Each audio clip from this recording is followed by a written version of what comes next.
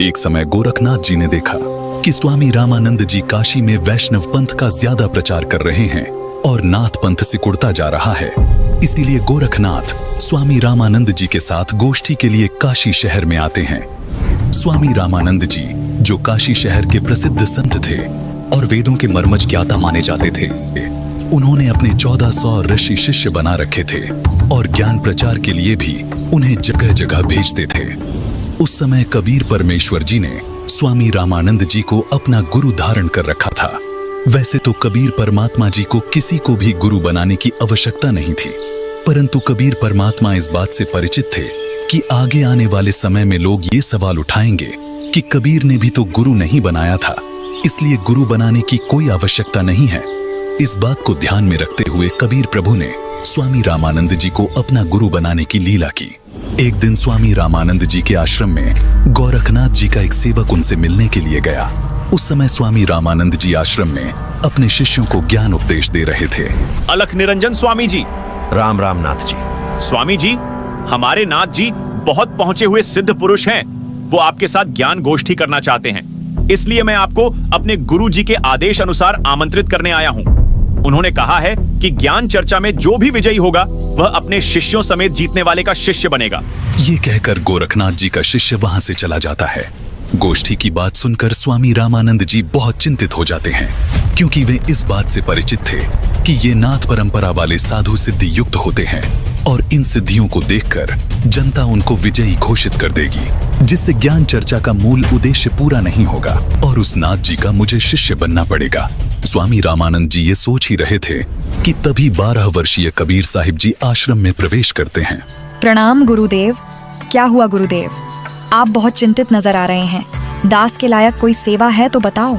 हे कबीर जी, कोई नाथ जी आए थे और उन्होंने स्वामी जी के साथ गोष्ठी करने को कहा है कि जो गोष्ठी के लिए नहीं आएगा तो वो हारा माना जाएगा, और दूसरी शर्त ये रखी है कि जो हार जाएगा वह जीतने वाले का सह अनुयायी शिष्य बनेगा। हे स्वामी जी, संतों को हार जीत की चिंता नहीं करनी चाहिए।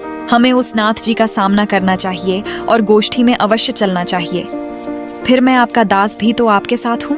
हे भगवान, आप कह रहे हैं तो मैं अवश्य ही चलूंगा। अब मुझे कोई चिंता नहीं। कबीर साहिब जी अपने मुंह बोले। गुरुजी स्वामी रामानंद जी के साथ ज्ञान गोष्ठी में जाने के लिए तैयार होते हैं।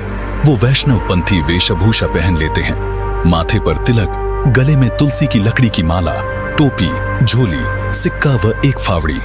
स्वामी जी व कबीर जी कुछ अन्य शिष्यों के साथ निश्चित समय और स्थान पर गोरखनाथ जी से गोष्ठी करने पहुंच जाते हैं। गंगा नदी से 500 फुट की दूरी पर गोरखनाथ उच्च आसन पर बैठे दिखाई देते हैं और बगल में 7 फुट ऊंचा त्रिशूल भी जमीन में गड़ा दिखाई देता है और स्वामी जी के लिए भी आसन लगा दिखाई देता है। आ गए रामानंद जी। मुझे लगा था आप नहीं आएंगे, लेकिन अब आ ही गए हैं तो गोष्ठी शुरू करते हैं। स्वामी जी आसन पर बैठ जाते हैं और एक सुयोग्य शिष्य की तरह कबीर साहिब जी अपने गुरु के आसन के पास जमीन पर बैठ जाते हैं। हे नाथ जी, आप पहले मेरे साथ गोष्ठी कीजिए। अगर मुझे ज्ञान चर्चा में हरा दिया तो ही मेरे गुरु जी से बात करना। अरे तू है कौन? तू छोटा सा बालक, तेरी आयु क्या है और तू गोष्ठी करेगा मेरे साथ? पता है मैं कौन हूँ? नाथ जी, मैं तो कबीर हूँ और मुझे मालूम है कि आप कौन हो। आप गोरखनाथ जी हो। कबीर साहिब जी की बात सुनकर गोरखनाथ सोचते हैं कि इस छोटे से बालक ने मुझे पहचान लिया। तू छोटा सा बालक, तू कब से बैरागी बन गया? नाथ जी, जब से भय वैरागी, मेरी आदि अंत सुधि लागी।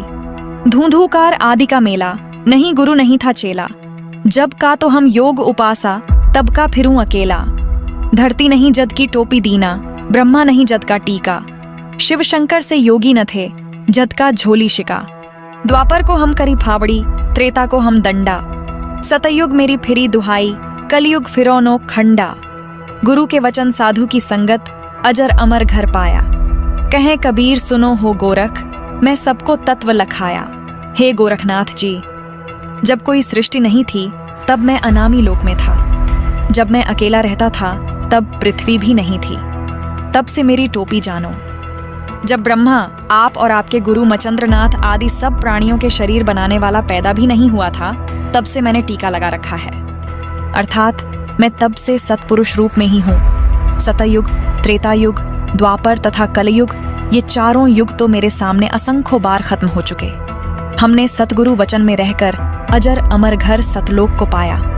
हे नाथ जी, पूर्ण गुरु से उपदेश लेकर आजीवन गुरु वचन में चलते हुए पूर्ण परमात्मा का ध्यान सुमिरन करके इस अजर अमर सतलोक में जाकर जन्म मरण रूपी अति दुखमय संकट से बच सकते हो।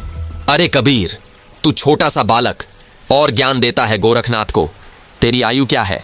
सबसे बड़ा मूर्ख वो है जो मेरी आयु पूछता है, और आप मुझे बालक बता रहे हैं। जो बूझे सोई बावरा, क्या है उम्र हमारी? असंख्य युग प्रलय गई, तब का ब्रह्मचारी। कोटि निरंजन हो गए, परलोक सिधारी। हम तो सदा महबूब हैं, स्वयं ब्रह्मचारी। अरबों तो ब्रह्मा गए, 49 कोटि कन्हैया। 7 कोटि शंभू गए, मोरी एक नहीं प्लैया। कोटि नारद हो गए, मोहम्मद से चारी। देवतन की गिनती नहीं है, क्या सृष्टि विचारी। नहीं बूढ़ा नहीं बालक, ना ही कोई भाट भिखारी। कहें कबीर सुन हो गोरख, यह है उम्र हमारी। असंख्य युग प्रलय में चले गए, तब का मैं अमर हूँ। करोड़ ब्रह्म भगवान मृत्यु को प्राप्त होकर पुनर्जन्म प्राप्त कर चुके हैं। अन्य भगवान जिसका तुम आश्रय लेकर भक्ति कर रहे हो, वे नाशवान हैं। फिर नाथ जी आप अमर कैसे हो सकते हैं?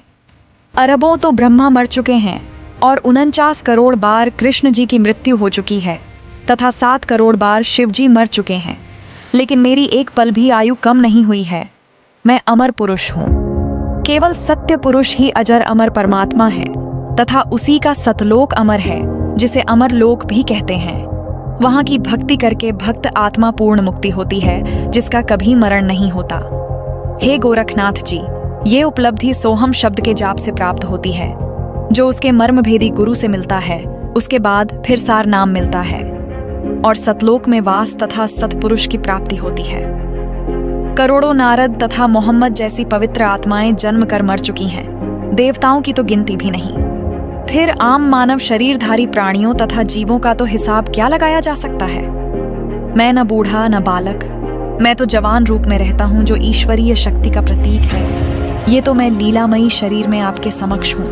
ये सुनकर गोरखनाथ जी और क्रोधित हो जाते हैं और अपने त्रिशूल के ऊपर के भाग पर सिद्धि से उड़कर बैठ जाते हैं। कबीर, यदि तू इतना महान है तो मेरे बराबर में आकर बातें कर। हे नाथ जी, हम ज्ञान गोष्ठी के लिए आए हैं, न कि ये नाटक करने के लिए। आप नीचे आकर ज्ञान चर्चा करो, ताकि जनता को सच्चाई का पता लग सके। तेरे पास कोई सिद्ध शक्ति नहीं है। तू और तेरा गुरु दुनिया को गुमराह कर रहे हो। आज तुम्हारी पोल खुलेगी। अगर शक्ति है तो आओ बराबर में, यहीं चर्चा करेंगे, नहीं तो हार स्वीकार कर लो। ठीक है गोरखनाथ जी। कबीर जी अपनी कुर्ते की जेब से 150 फीट लंबी धागे की रील निकालते हैं और उसके एक छोर को पकड़कर सीधा ऊपर की तरफ फेंक देते हैं। धागा सीधा खड़ा हो जाता है और कबीर साहिब जी उस धागे के अंतिम छोर पर जा बैठते हैं। नाथ जी, अब आप आओ मेरे बराबर में, यहाँ बैठकर चर्चा करेंगे। गोरखनाथ ज्यों ही ऊपर की तरफ उठते हैं, वैसे ही धड़ाम से नीचे गिर जाते हैं।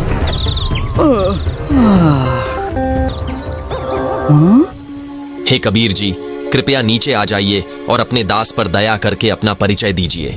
आप कौन शक्ति हैं और किस लोक से आए हैं? हे गोरखनाथ जी, मैं तो अवगत स्थान सतलोक से आया हूँ। मैं तो स्वयं शक्ति से बालक रूप बनाकर काशी में एक लहर तारा तालाब में कमल के फूल पर प्रकट हुआ, जहाँ से नीरू नीमा नामक जुलाहा दंपति मुझे अपने घर ले आए। मेरे कोई माता पिता नहीं है, न ही मेरी कोई पत्नी है, और जो उस परमात्मा का वास्तविक नाम है वही कबीर नाम मेरा है। आपका ज्योति स्वरूप, जिसे आप अलख निरंजन कहते हो, वो ब्रह्म भी मेरा ही जाप करता है। मैं सतनाम का जाप करने वाले साधक को प्राप्त होता हूँ। मेरा शरीर हाड़ चाम का बना हुआ नहीं है। मेरा मूल स्थान सतलोक है, जहाँ सतनाम के जाप के आधार से जाया जाता है।